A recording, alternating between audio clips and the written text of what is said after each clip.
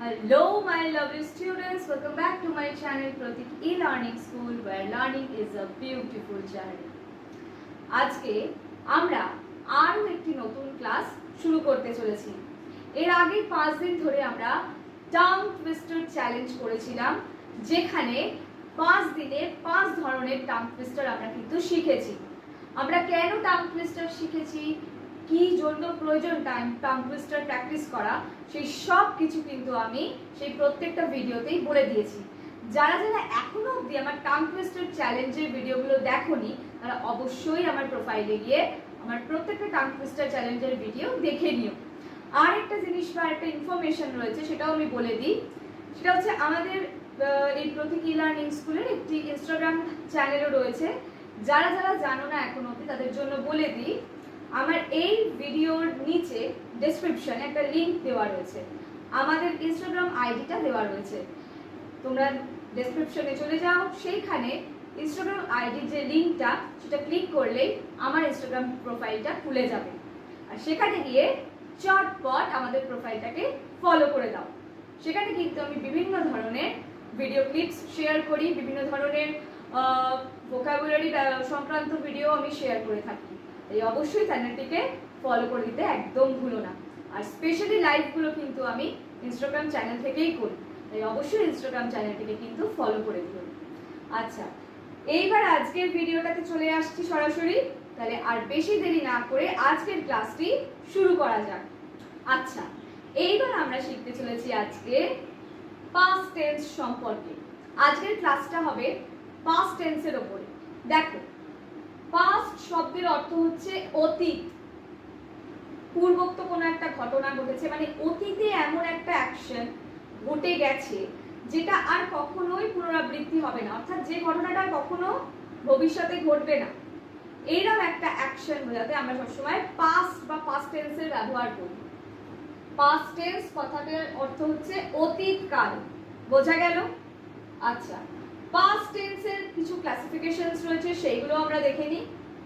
Simple past, past continuous tense, past perfect tense, আর হচ্ছে past perfect continuous tense. এই চারটি ভাগে বিভক্ত হচ্ছে পাস্ট টেন্স। এইবার আজকে আমরা যেটা শিখবো সেটা হচ্ছে পাস্ট টেন্স সম্পর্কে, অর্থাৎ সিম্পল পাস্ট সম্পর্কে আজকে আমরা শিখবো। সিম্পল পাস্ট কি কি ক্ষেত্রে ব্যবহৃত হয় সেগুলো আমরা আগে দেখে নেব। দেখো, এখানে রয়েছে সিম্পল পাস্টের ক্ষেত্রে, আমি একটু বলে দিই। এই সিম্পল পাস্টের ক্ষেত্রে কি হবে? an action completed in the past, অর্থাৎ পাস্ট টেন্স আমরা তখনই ব্যবহার করি যখন কোনো একটা ঘটনা বা কোনো একটা ইভেন্ট, কোনো একটা অ্যাকশন যেটা অলরেডি ঘটে গেছিল বা অলরেডি ঘটে গেছে, সেই ক্ষেত্রে আমরা কিন্তু পাস্ট টেন্সের কথা বলি। এই ক্ষেত্রে বলে রাখি, প্রেজেন্ট পারফেক্ট টেন্স হচ্ছে সম্পূর্ণ আলাদা। প্রেজেন্ট পারফেক্ট টেন্সের সঙ্গে কখনোই পাস্ট টেন্সকে গোলাবে না, কারণ প্রেজেন্ট পারফেক্ট টেন্স মানে হচ্ছে এমন একটা অ্যাকশন যেটা জাস্ট কিছুক্ষণ আগে ঘটা অ্যাকশনের ক্ষেত্রে কিন্তু আমরা প্রেজেন্ট পারফেক্ট টেন্সের ব্যবহার করি, কিন্তু অনেক আগে ঘটে গেছে এরকম একটা ঘটনার জন্য কিন্তু আমরা সব সময় পাস্ট টেন্সেরই ব্যবহার করব। ইভেন যদি ধরো এমন একটা অ্যাকশন যেটা জাস্ট 1 ঘন্টা বা 2 ঘন্টা আগে ঘটে গেছে, সেই ক্ষেত্রেও কিন্তু আমরা পাস্ট টেন্সেরই মূলত ব্যবহার করে থাকি। প্রেজেন্ট পারফেক্ট টেন্সটা আমরা সবসময় ওই জাস্ট কিছুক্ষণ আগে ঘটেছে এরকম ঘটনার ক্ষেত্রে কিন্তু আমরা প্রেজেন্ট পারফেক্ট টেন্সের ব্যবহার করি। তাই যারা যারা গুলিয়ে ফেলো, আমি তাদের জন্য বলবো, প্লিজ প্রেজেন্ট পারফেক্ট টেন্সের ভিডিওটা ভালো করে দেখো এবং পাস্ট টেন্সের ভিডিওগুলো কিন্তু ভালো করে দেখে নাও। আচ্ছা, এই গেল হচ্ছে প্রথম কোন ক্ষেত্রে আমরা পাস্ট টেন্স ব্যবহার করতে পারি। সেকেন্ডলি দেখো রয়েছে টু এক্সপ্রেস হিস্টোরিক্যাল ইভেন্টস, অর্থাৎ ঐতিহাসিক কোনো ঘটনা বলার ক্ষেত্রেও কিন্তু আমরা পাস্ট টেন্সেরই ব্যবহার করে থাকি। ঐতিহাসিক কোনো ঘটনা বা ঐতিহাসিক কোনো অ্যাকশন যেটা হয়ে গেছে, মানে এমন একটা ইভেন্ট যেটা বহু পূর্বে ঘটে গেছে বা ঐতিহাসিক কোনো একটা কিছু, সেই ক্ষেত্রে আমরা পাস্ট টেন্সেরই ব্যবহার করি। এরপরে দেখো থার্ডে রয়েছে to express an action or event where time is not mentioned, এমন অনেক ঘটনা হতে পারে যেখানে টাইমটা মেনশন হবে না বা টাইম মেনশন নেই, সেক্ষেত্রে আমরা কোন টেন্সের ব্যবহার করে থাকি? সেই ক্ষেত্রেও কিন্তু আমরা পাস্ট টেন্সেরই ব্যবহার করে থাকি। বোঝা গেল? আমরা এর পরেও আরো একটা জিনিস শিখবো, সেটা হচ্ছে পাস্ট হ্যাবিট আমরা কি করে বলতে পারি। তবে আজকের ভিডিওতে মূলত আমরা সিম্পল পাস্টের উপরেই কাজ করব। বোঝা গেল? আচ্ছা, এইবার আমরা চলো দেখে নিই যে সিম্পল পাস্টের যে সেন্টেন্স স্ট্রাকচারটা হতে পারে বা যে ফর্মুলাগুলো রয়েছে সেইটা এবার আমরা দেখে নিই। এইবার আমরা দেখে নেব পাস্ট টেন্সে কিভাবে সেন্টেন্স স্ট্রাকচার করতে হয়, নেগেটিভ সেন্টেন্স করতে হয়, প্লাস কোয়েশ্চেন স্ট্রাকচার করতে হয়। দেখো, প্রথম রয়েছে অ্যাফার্মেটিভ সেন্টেন্স। অ্যাফার্মেটিভ সেন্টেন্সের স্ট্রাকচারটা কি না, খুব simple structure, subject plus V2 অর্থাৎ ভার্বের পাস্ট ফর্ম ব্যবহৃত হবে। যেহেতু এটা পাস্ট টেন্সের আমরা ক্লাস করছি, পাস্ট টেন্সের কথা বলা হচ্ছে, তাই জন্য V2 অর্থাৎ ভার্বের সেকেন্ড ফর্ম ব্যবহৃত হবে, plus rest of the sentence. বোঝা গেল? এরপরে দেখো রয়েছে ইন্টারোগেটিভ সেন্টেন্স। আমরা কিভাবে পাস্ট টেন্সে কোয়েশ্চেন তৈরি করব। দেখো, আমি যদি এখন বলি I did the work, এইবার আমরা যখন এটাকে কোয়েশ্চেনে ট্রান্সফার করছি তখন আমরা কিভাবে করব? Did you do the work? Past টেন্সে সব সময় অর্থাৎ সিম্পল পাস্টে সব সময় ডিড দিয়ে কোয়েশ্চেন হয়। বোঝা গেল? এই ডিডটা কি হিসাবে ব্যবহৃত হচ্ছে না, অক্সিলারি ভার্ব হিসাবে অর্থাৎ হেল্পিং ভার্ব হিসাবে ব্যবহৃত হচ্ছে। আর এই যে মেইন ভার্বটা যেটা থাকছে সেটার রুট ফর্ম বা বেস ফর্মটা কিন্তু ব্যবহৃত হবে। চলো একবার কোয়েশ্চেন স্ট্রাকচারটা দেখে নিই। Did plus subject plus main verb. Main ভার্বের কি ব্যবহৃত হবে না, বেস ফর্ম অর্থাৎ V1 ব্যবহৃত হবে। তখন main verb plus rest of the sentence with question mark. বোঝা গেল? এরপরে দেখো রয়েছে নেগেটিভ। নেগেটিভ সেন্টেন্সটা আমরা কিভাবে করব? the subject plus V2 plus not plus rest of the sentence, এটাই হচ্ছে নেগেটিভের স্ট্রাকচার। তাহলে আমরা তিনটে স্ট্রাকচার জেনে গেলাম। এইবার আমরা দেখে নেব কিছু এক্সাম্পলস যেটার মাধ্যমে আমরা সিম্পল পাস্টকে ভালোভাবে বুঝতে পারবো। তাহলে চলো এবার ঝট করে আমরা দেখে নিই এক্সাম্পলগুলো। আচ্ছা, এইবার আমরা এক্সাম্পলস গুলো দেখে নিই।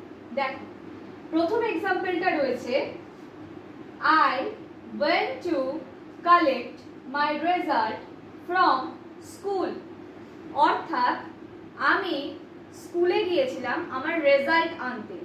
দেখো, এখানে কিন্তু একটা পাস্ট অ্যাকশনকে বোঝাচ্ছে, অর্থাৎ একটা জিনিস আমি রেজাল্টটা আনতে গিয়েছিলাম, এখন আনছি না বা আনতে যাচ্ছি না বা আনতে যাব বলছি না, কি বলছি, আনতে গিয়েছিলাম। তো সেই ক্ষেত্রে কোন টেন্সের ব্যবহার হবে? পাস্ট টেন্সের ব্যবহার হবে। এবং এটা কি, এটা একটা পাস্ট অ্যাকশনকে বোঝাচ্ছে। রেজাল্ট আনতে যাওয়া এটা একটা অ্যাকশন, এইটা একটা পাস্ট অ্যাকশনকে আনতে গেছিল, তাই জন্য এটা পাস্টে চলে যাচ্ছে, তাই এটা পাস্ট অ্যাকশনকে ইন্ডিকেট করছে। এরপরে দেখো রয়েছে সেকেন্ডটা, রবীন্দ্রনাথ ঠাকুর রোট গীতাঞ্জলি। রবীন্দ্রনাথ ঠাকুর গীতাঞ্জলি লিখেছিলেন, এইবার বা রচনা করেছিলেন। তো এইবার এইটা পড়ে যাচ্ছে, কিন্তু এটা কোনো পাস্ট অ্যাকশনকে বোঝাচ্ছে না। এটা কি বোঝাচ্ছে? এটা অবশ্যই পাস্টের ঘটনা, কিন্তু এটা একটা হিস্টোরিক্যাল ইভেন্ট। রবীন্দ্রনাথ ঠাকুর গীতাঞ্জলি লিখেছিলেন, তো এটা একটা হিস্টোরিক্যাল ইভেন্টকে ইন্ডিকেট করছে। তো তোমাদেরকে যখন দেখবে কোনো বড় বড় ঐতিহাসিক ঘটনা পড়ছে, সেগুলো সব ডেফিনেটলি পাস্টেই যাবে, পাস্ট টেন্সেই হবে। তো সেটা কিসের মধ্যে পড়বে না, হিস্টোরিক্যাল ইভেন্টের মধ্যে পড়বে। বোঝা গেল? আচ্ছা, এইবার আমি একটা দুটো এক্সাম্পল দেব। সেইটা দেব হচ্ছে আমি যে স্ট্রাকচারগুলো শেখালাম সেইগুলোর ওপর দিয়ে আমি এবার কিছু এক্সাম্পল দেব। চলো সেই এক্সাম্পলগুলো দেখে নেওয়া যাক। দেখো, আমরা যে স্ট্রাকচারগুলো শিখেছিলাম একটু আগে, দেখো সেই স্ট্রাকচারগুলোর জন্য আমি একটা এক্সাম্পল নিয়েছি, যে এক্সাম্পলটা দিয়ে আমি তিনটে স্ট্রাকচারকে বুঝিয়ে দিয়েছি। দেখো অ্যাফার্মেটিভ সেন্টেন্সের ক্ষেত্রে আমি নিয়েছি he did the work, he did the work. এইবার এটা অ্যাফার্মেটিভ সেন্টেন্স, স্ট্রাকচারটা কি? সাবজেক্ট প্লাস ভার্ব অর্থাৎ মেইন ভার্বের past form plus rest of the sentence. এই গেল পাস্ট টেন্সের ক্ষেত্রে যখন আমরা অ্যাফার্মেটিভ সেন্টেন্স করব সেই স্ট্রাকচারটা। এরপরে দেখো ইন্টারোগেটিভ সেন্টেন্স আমরা কি করে করেছি, ঠিক এই এক্সাম্পলটারই আমরা ইন্টারোগেটিভ সেন্টেন্স করেছি। কিভাবে করেছি? Did he do the work with question mark.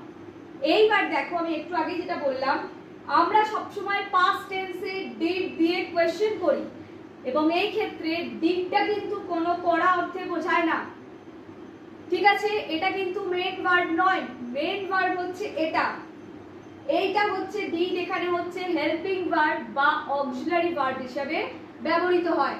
আর সব সময় এখানে দেখো মেইন ভার্ব ছিল হচ্ছে ডিড, এখানে পাস্ট ফর্মে ব্যবহৃত হয়েছে, ডু এর পাস্ট ফর্ম কি? ডিড। কিন্তু যখন আমরা ডিড অলরেডি অক্সিলারি ভার্ব বা হেল্পিং ভার্ব দিয়ে কোয়েশ্চেন করছি, তখন কিন্তু আমরা সবসময় ভার্বের বেস ফর্ম বা রুট ফর্মটাই ব্যবহার করব। যেমন এখানে ডু ব্যবহৃত হয়েছে, অক্সিলারি ভার্ব বা helping verb did plus subject plus main verb plus rest of the sentence with question mark. বোঝা গেল? এরপর দেখো 3 নম্বরে রয়েছে নেগেটিভ সেন্টেন্স। নেগেটিভ সেন্টেন্স আমরা কি করে বানাবো? এই এক্সাম্পলটারই নেগেটিভ রয়েছে, he did not do the work. এই ক্ষেত্রেও দেখো এই যে ডিডটা রয়েছে এটাও কিন্তু হেল্পিং ভার্ব বা অক্সিলারি ভার্ব হিসেবেই ব্যবহৃত হয়েছে সেন্টেন্সে। এরপরে রয়েছে নট, তারপরে main verb do plus rest of the sentence, অর্থাৎ সাবজেক্ট প্লাস অক্সিলারি ভার্ব বা helping verb plus not plus main verb with rest of the sentence. বোঝা গেল নেগেটিভের স্ট্রাকচারটা? আরেকটা জিনিস বলে দিই, ডিড নট আমি এখানে লিখেছি, তোমরা চাইলে ডিডন্টও ব্যবহার করতে পারো, যেটা আমি এখানে লিখে রেখেছি অলরেডি। ডিডন্টটা আমরা তখনই ব্যবহার করব যখন আমরা কিন্তু ইংলিশে কথা বলার সময় আমরা ডিডন্ট ব্যবহার করব, অর্থাৎ স্পোকেন ইংলিশের ক্ষেত্রে ডিডন্ট ব্যবহার করব, রিটেন ইংলিশের ক্ষেত্রে কিন্তু ডিড নটই ব্যবহার করব। আরেকটা দেখো সহজ জিনিস বলে দিই, আমরা যেমন কি প্রেজেন্ট টেন্সের ক্ষেত্রে কি হচ্ছিল না, যখন মানে সাবজেক্ট ওয়াইজ কিন্তু ভার্বটা চেঞ্জ হয়ে যেত, মানে কোনো সাবজেক্টের ক্ষেত্রে ডু ব্যবহার হচ্ছে, কোন সাবজেক্টের ক্ষেত্রে কিন্তু ডাজ ব্যবহার হচ্ছে। কিন্তু এই ক্ষেত্রে অর্থাৎ এই পাস্ট টেন্সের ক্ষেত্রে কিন্তু কোনো ভেদাভেদ থাকছে না, একটাই ভার্ব থাকবে, সেটা হচ্ছে ডিড। বোঝা গেল? মানে যখন আমরা অ্যাফার্মেটিভ সেন্টেন্সে করব তখন একটাই ভার্ব থাকবে, I did it, they did it. বোঝা গেল? We did it, he did it. এখানে কিন্তু কোনো first person, third person, second person বলে আলাদা করে কোনো বিভেদ নেই, এখানে একটাই ভার্ব পাস্ট টেন্সে ব্যবহৃত হবে, তখন ডিড। বোঝা গেল? আর কি হচ্ছে না, ইন্টারোগেটিভের ক্ষেত্রে ডিড অক্সিলারি ভার্ব হিসেবে ব্যবহৃত হচ্ছে, তখন মেইন ভার্বটা যেটা থাকবে সেটা রুট ফর্ম ব্যবহৃত হবে। আর এখানেও তাই না, এখানেও ডিড নেগেটিভেও কি হচ্ছে না, অক্সিলারি ভার্ব বা মেইন ভার্ব হেল্পিং ভার্ব হিসেবে ব্যবহৃত হচ্ছে, এবং মেইন ভার্বটার বেস ফর্মটা ব্যবহৃত হচ্ছে। তাহলে আশা করি তোমরা বুঝতে পেরেছো সিম্পল পাস্ট টেন্স কি। আমি কিন্তু ভাগে ভাগে সবটা বুঝিয়ে দিলাম। এইবার তোমাদের কাজ হচ্ছে পুরো ভিডিওটা দেখা এবং ভালো করে শেখা। আজকের মতন এই পর্যন্তই, দেখা হচ্ছে আবার পরবর্তী ভিডিওতে।